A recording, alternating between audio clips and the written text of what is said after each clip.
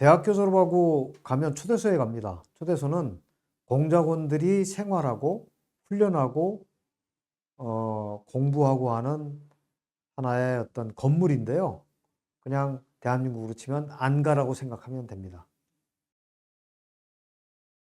초대소는 북한 전역에 다 있습니다. 다 있는데 평양에 주로 많고요. 왜냐하면 공작원들이 평양에 있기 때문에. 그래서 그 형식은 아파트에도 있고요. 그 다음에 산속에 단독주택 형식으로 단층짜리도 있고 2층짜리도 있고 그렇습니다. 일과는 아침 6시 정도에 아침 새벽 6시, 5시 반 6시에 기상해서 운동하고 체조하고 샤워하고 7시쯤부터 8시쯤까지는 아침 식사하고 그다음에 아침 식사 후에는 이제 오전에 그 사상학습이라든지 여러 가지 하고 그다음에 밥 먹기 전에는 이제 좀 운동도 있고요. 점심은 이제 12시부터 1시나 이렇게 먹고 오후에도 역시 사상학습 또는 훈련, 교육. 저녁 7시 전후에 저녁 먹고 저녁 먹은 다음에는 반드시 이제 야간 훈련이 있습니다. 그때는 이제 행군 10km씩 뛰는 게 있고요. 그거 하고 와서 이제 무술도 하고. 그 이제 그렇게 하고 이제 한 10시 반쯤, 11시쯤이면 이제 취침을 하는데 그게 일반적인 패턴이고 그 다음에 이제 경우에 따라서는 야간 훈련도 있고요. 그런 때에는 조금 일과가 달라집니다. 공작원들의 기본 복장은 사복입니다.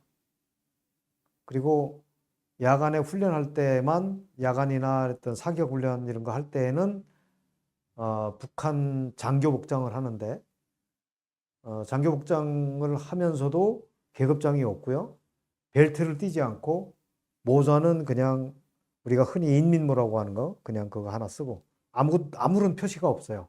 그냥 북한 사람들은 이렇게 얘기하면 아는데 북한의 적이대복, 우리에게 민방위복이라고 볼 수가 있습니다. 그런 복장을 하고 이제 훈련을 하고요. 그리고 공작원들이 시내로 이동하든 어디 멀리 교통수단을 이용해서 이용할 때는 반드시 차량은 승용차는 그때 당시에는 벤츠, 그 다음에 볼보도 좀 있었고요. 그 후에 닛산도 들어왔었는데 닛산은 다 치우고 볼보도 낡아서 다 치우고 제가 있을 때는 거의 대부분이 아니라 100%다 벤츠 승용차였습니다. 벤츠 승용차를 타고 다녔습니다.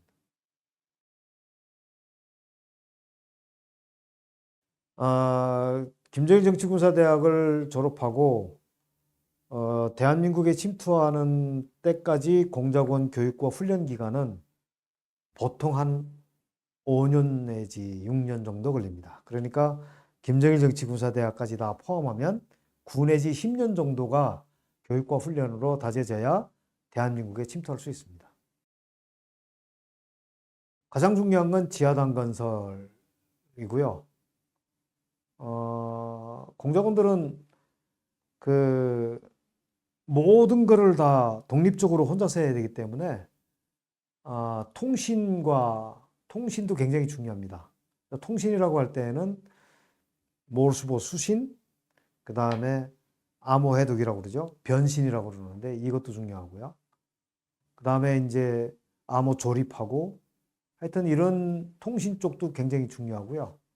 그 다음에 이제 훈련들이 여러 가지가 많습니다. 침투할 때는 해상 침투가 요새는 주기 때문에 해상으로 침투할 때 필요한 수영, 그 다음에 스키스쿠버, 그 다음에 이제 비트하고 뛰고 행군하고 무술하고 사격하고 그 다음에 운전도 해야 되고 이런 훈련들을 1년에 이제 계절별로 돌아가면서 그 다음에 계속 하고요.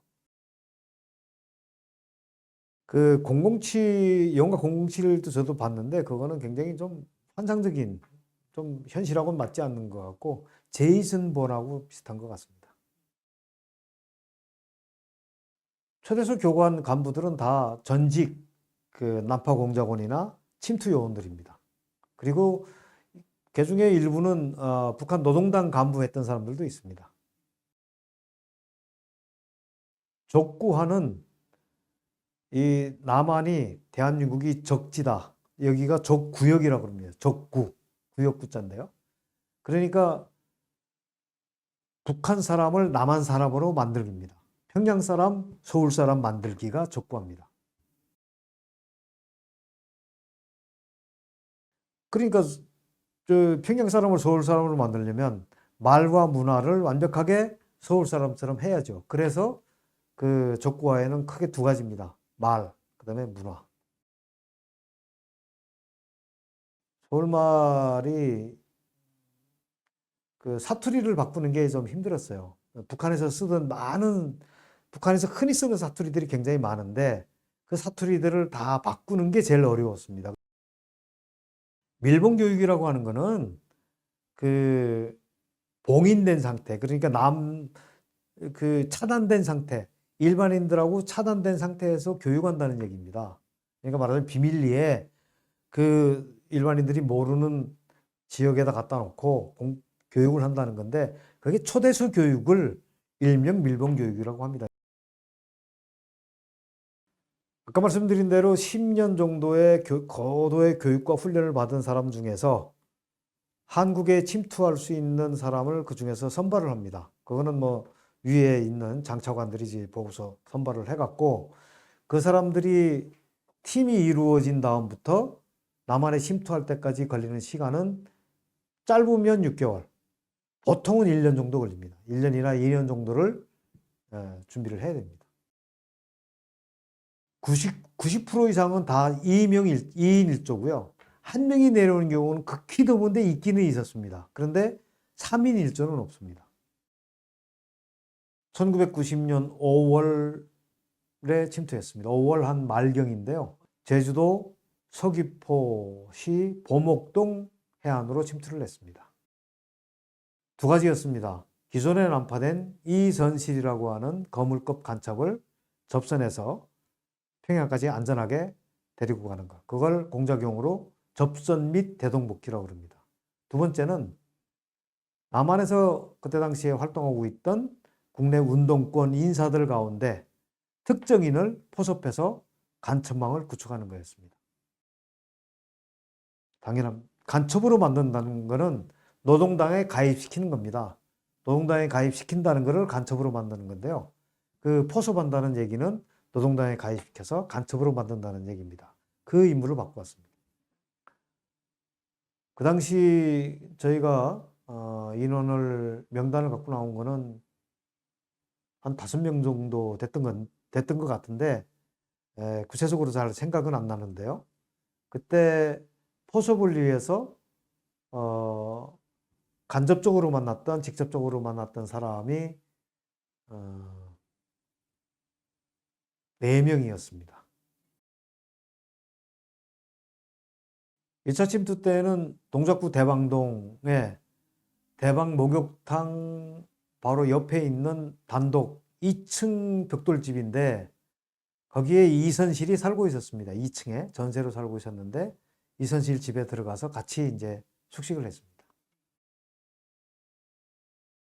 별로 적응이 안 된 건 없었는데 음식을 시켰을 때 그 국수를 갖다가 면을 시키니까 가위로 와서 잘라주더라고요.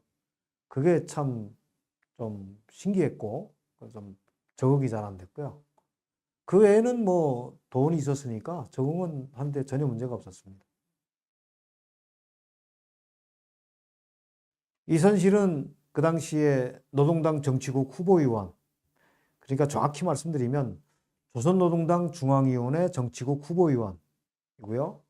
정치국 후보위원은 보통 북한에서 장관들이 정치국 후보위원입니다. 그래서 이선실은 장관급이었고요. 굳이 이렇게 서열이라고 하는 건 사실 북한에서는 의미가 없습니다. 이름 순서인데 뭐 19번째 불렸다가 21번째 불렸다가 그렇게 하는데 정치국 후보위원이었으며 동시에 최고인민회의 대의원이었습니다. 우리로 얘기하면 국회의원입니다. 근데 이 두 가지는 다 그냥 김일성, 김정일이 시켜준 겁니다.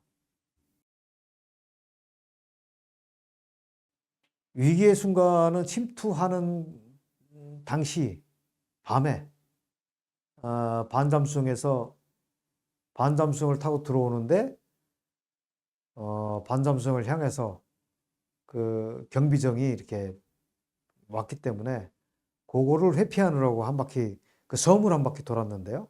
그때가 굉장히 좀 위험했던 것 같고 특별히 위험했던 적은 없습니다.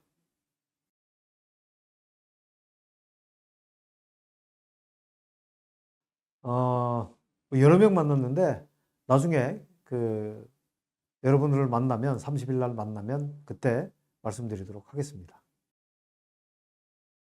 복귀는 강화도 건평리 해안으로 복귀를 했습니다. 그래서 이제 반잠수정을 타고 해주까지 들어갔습니다. 의심했던 사람은 한 사람도 없었습니다. 오히려 시내에 나가면 저한테 길을 물어보는 사람도 있더라고요. 그래서 길을 가르쳐 준 적도 있습니다. 공화국 영웅칭호라고 하는 것은 북한에서 북한의 어떤 정권, 당과 수령, 그다음에 조국과 인민을 위해서 가장 특별한 공적을 세운 사람들에게 주는 최고의 명예칭호입니다. 공화국 영웅칭호를 받으면 공화국 영웅 메달, 공화국 영웅 증서, 국기훈장 1급이 같이 나옵니다. 그래서 공화국 영웅칭호를 받으면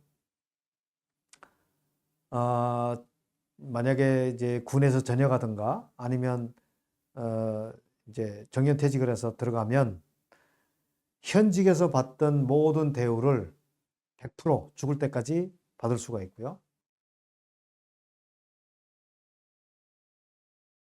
공화국 영웅은 보통 사람들이 생각하는 것은 죽어서 되는 경우가 많습니다. 강릉 무장공비 사건 때 여기 들어왔다 죽은 사람들이 다 공화국 영웅칭호를 받았습니다.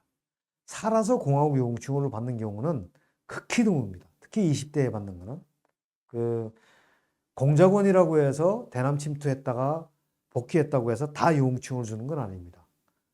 공작원이라고 해도 침투했다고 해도 여기 들어와서 공작 임무를 완벽하게 수행하고 복귀했을 때 그 공적을 다 평가를 해서 냉정하게 그래서 공화국 영웅칭호를 주고요. 실제로 여기 침투해서 웬만한 공작 임무 수행한다고 해서 영웅칭호를 주는 것도 아닙니다. 그러니까 공화국 영웅이 굉장히 숫자가 적습니다. 사실 북한 일반인들이 사회에 살면서 공화국 영웅, 살아있는 공화국 영웅을 직접 보는 경우가 거의 없습니다. 그 정도로 희박합니다. 2차 침투는 1995년 9월 초에 했는데요. 2차 침투 때는 특별히 위험한 건 없었는데 그 당시에 제일 고생했던 거는 파도가 너무 심해서 그때 당시에 파고가 한 3 내지 4m였습니다. 그래서 우리의 해군이나 해경 경비정들이 다 해안으로 다 철수하고 부두로. 그러니까 이제 공작선은 그냥 룰루랄라 그냥 무사하게 들어왔는데 대신에 이제 파도 때문에 멀미도 하고 상당히 좀 고생했던 적은 있습니다. 1차 침투하고 똑같습니다. 기존에 난파된 거물급 간첩을 접선해서 복귀하는 거. 그 다음에 또 역시 그 한국에서 국내에서 활동하는 주사파 종북 인사들을 포섭해서 간첩망을 만드는 두 가지 임무가 동시에 있었습니다. 사실은 2차 침투 때 들어와서는 2개월 동안 활동을 했는데 순조로운 일이 하나도 없었어요. 다 안 되더라고요. 여러 가지가. 결국은 마지막에 이제 제가 잡혔는데 그 하나부터 첫 번부터 해가지고 특히 이제 사람을 만나서 포섭한다든지 이런 것들은 하나도 거의 된 적이 없습니다. 예, 30일에 시간이 되는 대로 말씀을 드리겠습니다.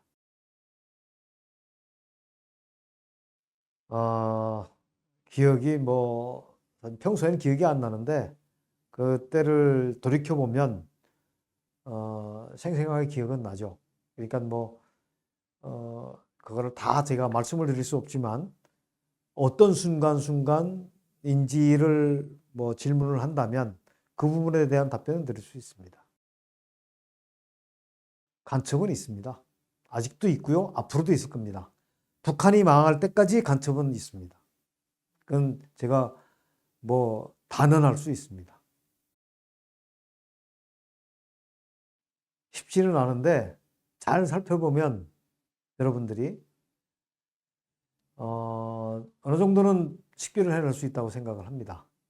그게 뭐냐면 제가 이제 다른 데서 말씀을 좀 드렸는데 간첩들에게 내린 북한의 지령이 있습니다.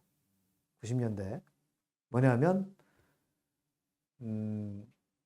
첫 번째 북한을 비판하지 않는 사람, 두 번째 비판을 하더라도 양비론으로 가는 사람. 그리고 그 다음에 이제 북한을 만약에 비판하라고 하는데 북한에 대해서 비판을 못하는 5가지가 있어요. 그 얘기는 이제 나중에 30일 날 제가 시간이 되면 말씀드리겠습니다.